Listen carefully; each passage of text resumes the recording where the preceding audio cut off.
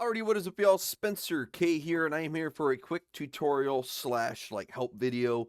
Kind of the same thing, I guess, but we're going to talk about Nuclear Hearts. The mod pack is officially live. I had issues getting it live. I waited 2 weeks and it did not get approved, and I was like, all right, something's up. Immediately reached out for help, and they're like, yeah, something's up. It said all the mods were added. Someone deleted it. They didn't tell me who. Nonetheless, I resubmitted it, and it got approved within 72 hours. So it is live. I'm going to show you guys how to get it. First off, the link will be in the description. You need to have CurseForge installed. If you're talking modded Minecraft, you probably know what CurseForge is. You probably have it installed. In the off chance you do not, and somehow this is your first time playing modded Minecraft, all you have to do is type curseforge.com. It's this link. There's a ton of tutorials out there on how to download CurseForge. I could show you. I'm not going to. I'm sorry. But it's super, super simple. I believe they're owned by Twitch. Never mind. I guess that makes sense. It does say Overwolf everywhere. Twitch sold it to Overwolf in 2020. Didn't know that. Nonetheless, it used to be owned by Twitch. Still very trustworthy. I have had no issues with Overwolf. I don't think anyone has. It's not the place of choice for everyone. I know there's some other places you can get mods. Nuclear Hearts is on CurseForge. It's going to be on CurseForge. I don't plan on moving it anywhere as of now. This is my version of Nuclear Hearts right here. This is a version you guys are not going to have. The version you guys are going to have, you either have to go to the description of this video and click the Nuclear Hearts download link or the Nuclear Hearts page link, and then it'll take you to it. Or you can type Nuclear Hearts in the search bar, and because it's a brand new mod and it's brand new, you're going to have to come down quite a ways. Once you do find it, and I use the same exact picture that I use in all of my thumbnails for my Nuclear Hearts series, you just go ahead and you click install. It's as easy as that.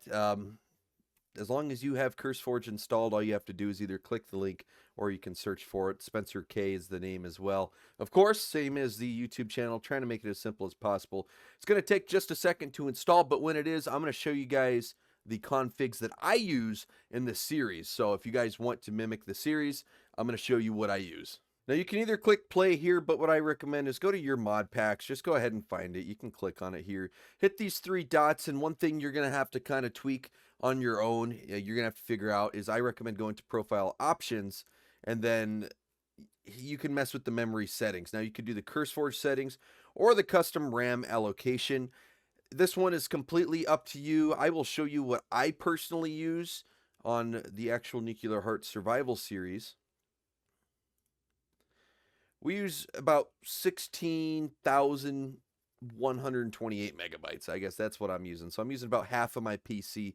That works perfectly fine for this mod pack for me. If I remember, I will put my PC specs in the description. I know I'm running a 3070. I can't remember if it's Ti or Super.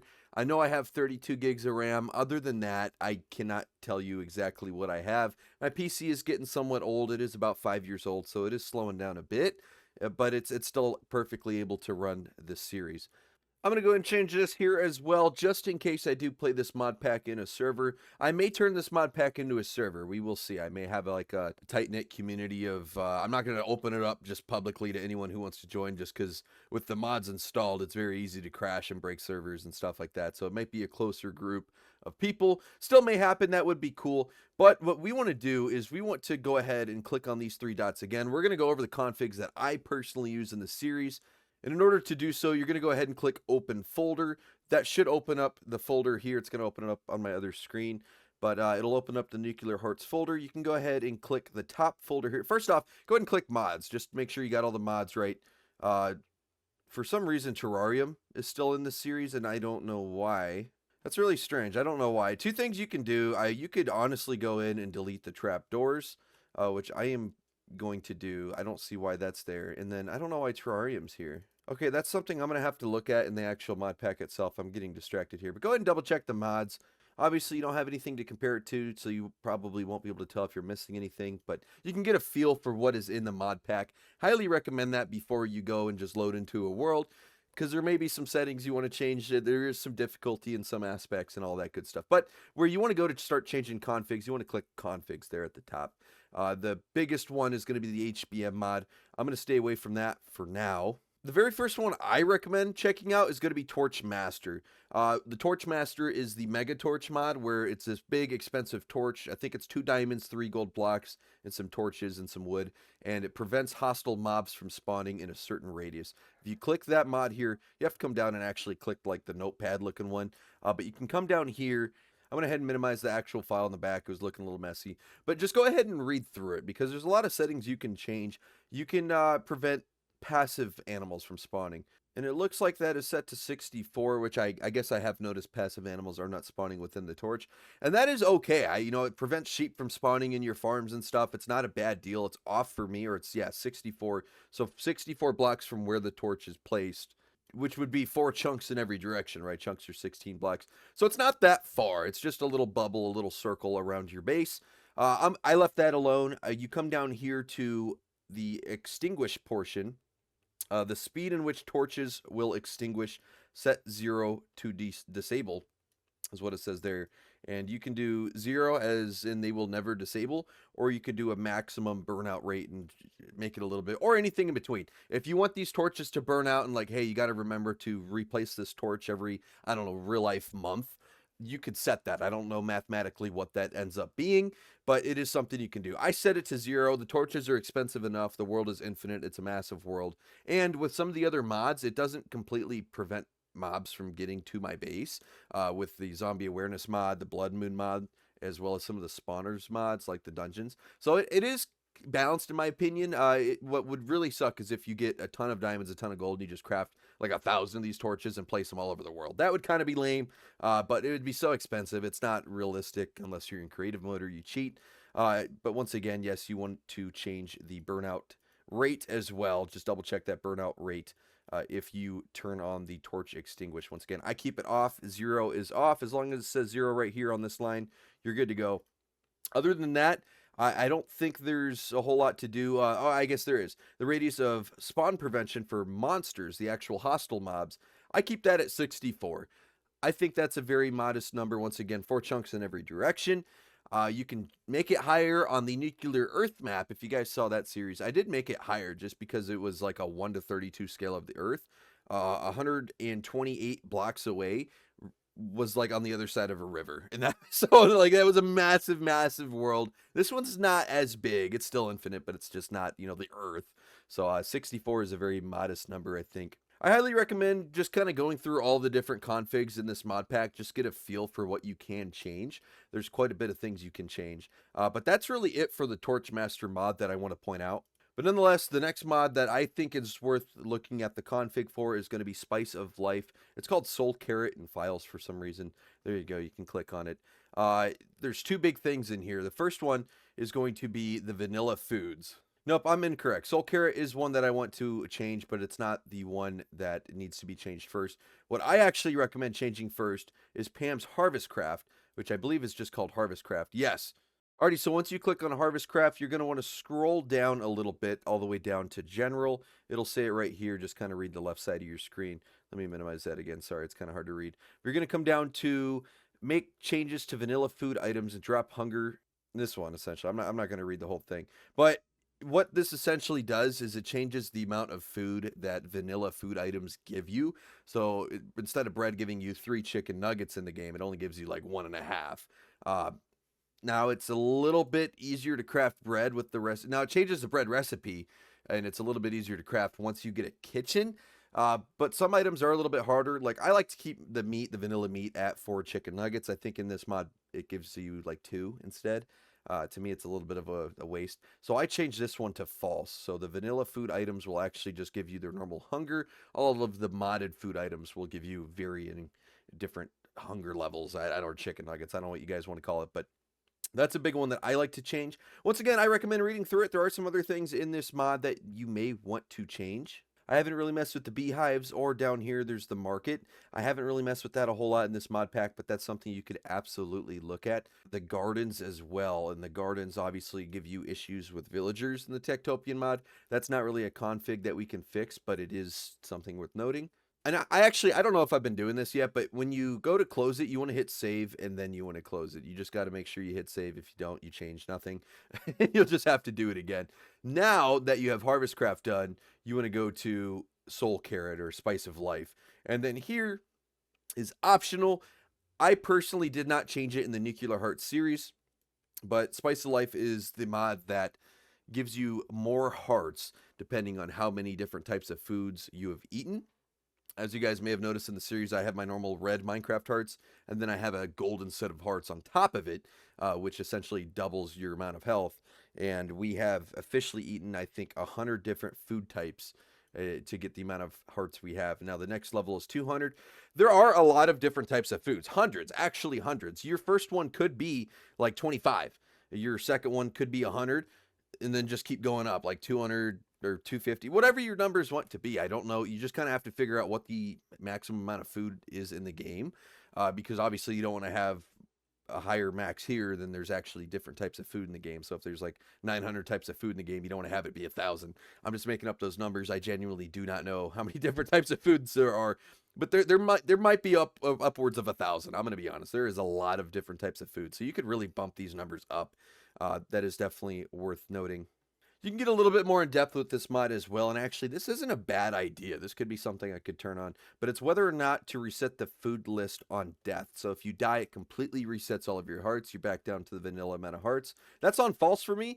That may be worth turning on. That actually sounds kind of badass. It makes it a little bit harder, and it gives you a reason to eat different types of foods. One thing I've had trouble with in the series is we just eat the same 2 or 3 foods. Kind of boring, and also, it doesn't do a whole lot for you. It kind of makes this mod irrelevant after you get all 200. So maybe we'll do that. Maybe like episode 50 or something, we'll turn that on. We'll just keep the series fresh, but whatever. Keep going. The food book, yeah, you don't really have to worry about that. It just shows you the uneaten foods. I think that's a nice touch.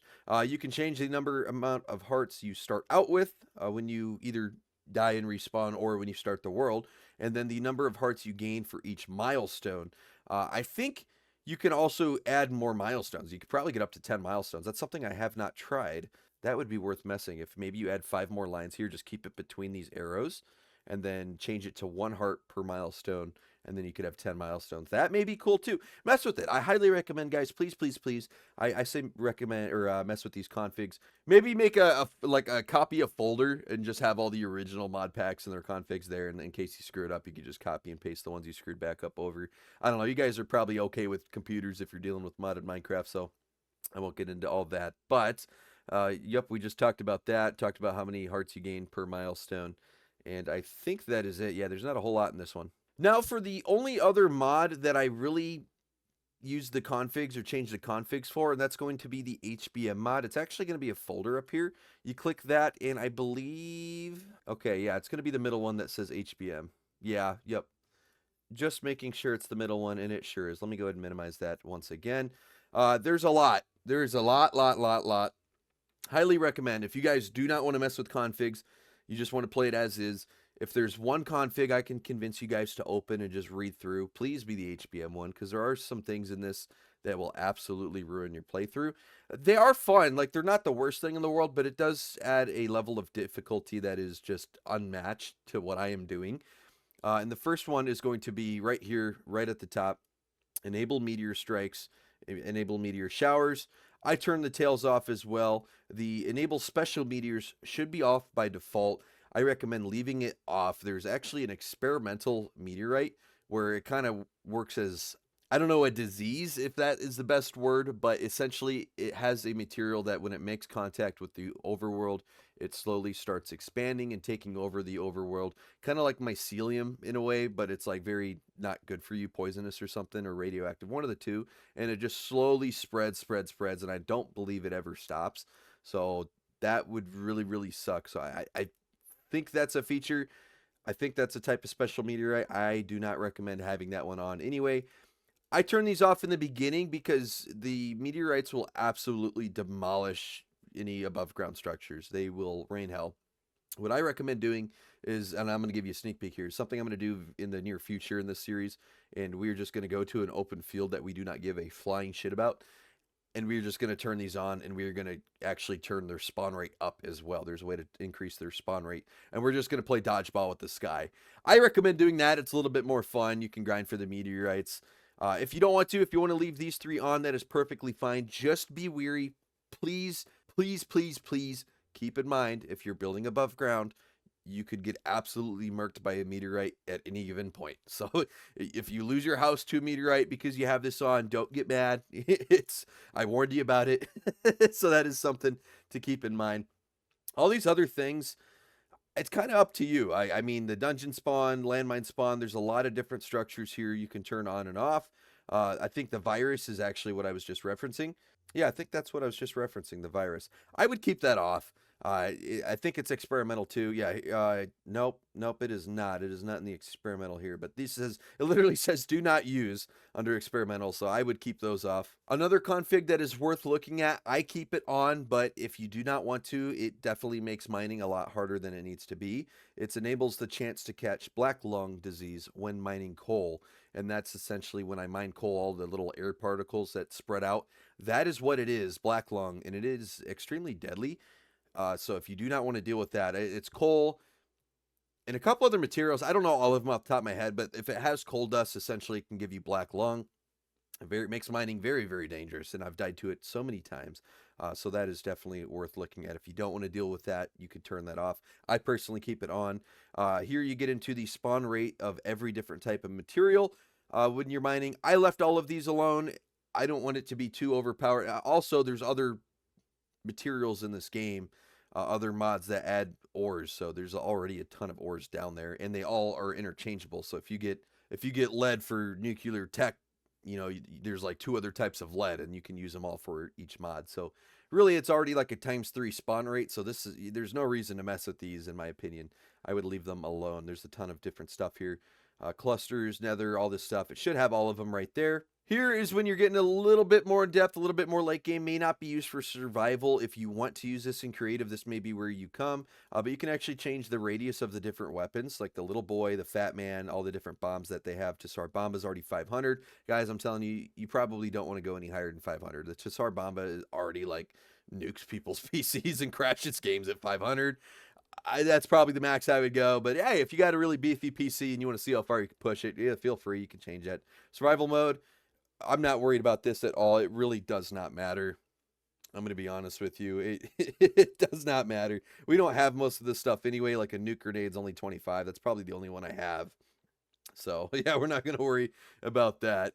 Getting into dungeons, aka structures, you can amend the spawn rate. I left them all as is. A lot of these spawn rates, or a lot of these structures, only spawn in deserts, which is kind of crappy. So if you're in a world like mine, where there's not a ton of deserts, I guess you could increase the spawn rate a little bit. I left them as is. I don't really care. I didn't want to start messing with these and have structures spawn on top of each other. There's also other dungeons and other structure mods in the mod pack as well, so I didn't want them to interfere with those. And we've already seen in the Let's Play, we found like 4 antennas just back to back to back to back. We've seen all kinds of nuclear structures just right next to each other, so it's they spawn at an okay rate as is, so there's not a whole lot to worry about here. Getting all the way down beneath the dungeons, aka structures, there's another tab called meteors. Now at the top, you have to turn them on or off, so please remember to turn them on or off. And then you can come down here and there's the probability. This is a very large number, which means that they're not super likely, but once again, I've had them just nuke a house. All right, so I turn them off until I get into the middle of nowhere, and then I would turn this down to like 1,000. I would give the chance, just like they're spawning every other second, you know, even 100. You could go really low, and then just make sure you close the world, come back here, and turn them back off. But yeah, you can change the spawn rate here. You could probably bump this up too if you want to keep them on. But hey, even this, like this is probably once every couple of Minecraft days. If that's still too much for you, I don't blame you. You could probably bump this up and then keep it on, just a middle ground. Once again, completely up to you guys what you want to do. Same deal with the meteor shower. So this is a little out of order. So down here, you want to do a max duration of a meteor shower, and then yeah, the chance of meteor spawning during a meteor shower. And they basically, yeah, lowered it big time. So that's just something to keep in mind. I'm not going to go item by item, but there are a ton of configs here that you may want to read because they do help with lag. Some of them are laggy. Some of them are just annoying. It's probably the best way I could put it. But yeah, I definitely read all of these. There is one more that I want to change with you guys. Now, this is a fun one. So the antimatter cells are something that you can find in different chests when you're looting in different structures. and if you drop it on the ground, it will explode. And this is where you turn that on or off. I leave that on. Honestly, that makes it a little bit harder to raid and reminds you to actually open the chest before you just break it. So once again, you may not deal with this a ton, but I keep it on. It's not something you're going to deal with early game, I don't think. I think they spawn in the crash ships mostly. So there you go. And Dead Man's explosives should explode when dropped. You know what? I have not messed with that at all. But yeah, you go ahead and mess with those, read those over. This is a very weird one, but when pressing 0, allow the player to duck. That spawns a duck. We spawned a duck in the mines. Very funny, very strange. I don't know why that's a thing, but here it is. We're getting to the mobs here. You can change from zombies and skeletons from having the gear, like the armor and stuff, when they spawn. I keep it on. I think it makes the world a little bit harder and more fun. Whether there should be FBI raids, that's something I'd probably do in a separate world. I'm very curious to see what that even is. I have no clue. And then you can change the spawn rate. Sorry, I couldn't talk there, but yeah, and then they have raids and stuff. FBI raids, there's 15 of them. It's off by default. I've never done that before. Once again, I'd do that in maybe a separate world. Maybe like load up a city map or something and make them like raid your building. That'd be kind of funny. Other than that, the only other one that I recommend changing, especially in the beginning, is the Masked Man. If you have watched my series, 2 Masked Men have spawned. We've killed both of them, finally, just recently, actually. But they kicked me out of my first and second homes. And it was like every 6 episodes. Like, they were spawning so fast. And this is very quickly. I mean, you could bump this up. If you keep the Masked Man on, at least bump up the tick rate, the spawn rate. Please bump that up, because every 6 episodes, I'm not spending hours and hours and hours a day playing this world. I think he spawned episode 7 and like episode 12. And 5 episodes in between, I might have been on the world like 8 hours, 9 hours, 10 hours max. Like, it's not a lot of time in between. If he's spawning every in-game 10 hours, you're going to get rolled in the beginning of your Let's Play. Once you get to a point where you have some armor, have some weapons, okay, maybe you can turn him back on with a higher spawn rate, because, I mean, he will destroy. If he spawns in like a village or something, he's probably going to do a lot of damage. So it's just best to, I think, turn him off early game. Definitely look at the Masked Man, please. There's a ton of settings for him here. The amount of radiation needed for the Masked Man to spawn, you can even bump that up. The times chance to spawn the Masked Man must at least be 1. I would turn it to 1. I guess by default it's 3, but that's definitely way too high. And with this here, this little warning, I have never changed anything beneath it. Everything down here, I think, will break the game if you start messing with and you don't know what you're doing. And to be honest with you, I don't know what I'm doing, so I'm not going to break any of that stuff. But with that, guys, that is pretty much the configs I use, the changes I have made in the Nuclear Heart series. I'm very, very happy to have this series be public now. I was waiting weeks for this. I mean, it's been 3 weeks since I've uploaded it or started uploading it, and it just got approved, 2 or 3 days ago. Super, super excited, guys. Please go check it out if you want to play modded Minecraft. It's a fun mod pack. I'm going to get my buddies into it, and once again, we may do a server here at some point. But with all that said, guys, I hope you guys are enjoying the series. I'll also, okay, before I go, if you guys download this mod pack and you start playing it, please, if you make any videos, clips, stream it, if there's anything, feel free to join my Discord or comment on one of my videos and be like, hey man, I have a video from the Nuclear Hearts mod pack. I would absolutely love to check out some footage from this mod pack from other people, whether you guys are having the same bad luck I am, if you guys are having better luck, you're just better than me, whatever, I'd love to see it. So if you guys have any footage from this mod pack, please share it with me in some way, shape, or form. That would be cool. If you're not in the Discord, you can. I'm hopefully going to revamp the Discord here. We've been getting some more activity, and once again, the server. So maybe we will open up that server, not just straight up public, but like maybe if, like, I don't know, you're in the server, we do game nights or something. I don't know. We'll figure that out. That is definitely on the checklist for sure. But other than that, I hope you guys are enjoying the series, and I will see you all in the next one.